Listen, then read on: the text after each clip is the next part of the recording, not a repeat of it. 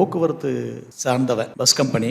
24 மணி நேரம் உழைப்பேன். அப்போ தூங்கவே மாட்டீங்களான்னு தூக்கமே வராது எனக்கு. 52 வருஷமா நைட்டு நான் படுக்கும்போது 1:30 மணி 2 மணிக்கு தான் படுப்பேன். அப்பவும் தூக்கம் வராது. டாக்டருடைய பரிந்துரையின் பேரில் ரெஸ்டில் 0.5 ஒரு சின்ன மாத்திரையை போட்டு அப்போ தான் தூங்குவேன். அதுவும் 5 மணி நேரம் தான். 7:30 மணிக்கு தான் எந்திரிப்பேன். 4 போகிற சோம்பலாக இருக்கும், ஆனால் உழைச்சிட்டே இருப்பேன். அதில் மாற்றம் என்னன்னா, இங்கே வந்ததுக்கப்புறம் அந்த மாத்திரை போடுறேன், ஆழ்ந்த தூக்கம், நிறைவான தூக்கம், அருமையான தூக்கம், ரொம்ப மனமகிழ்ச்சியாக இருந்தது. தவமின்றி கிடைத்த வரமே நம் வாழ்வில் எல்லாம் நலமே.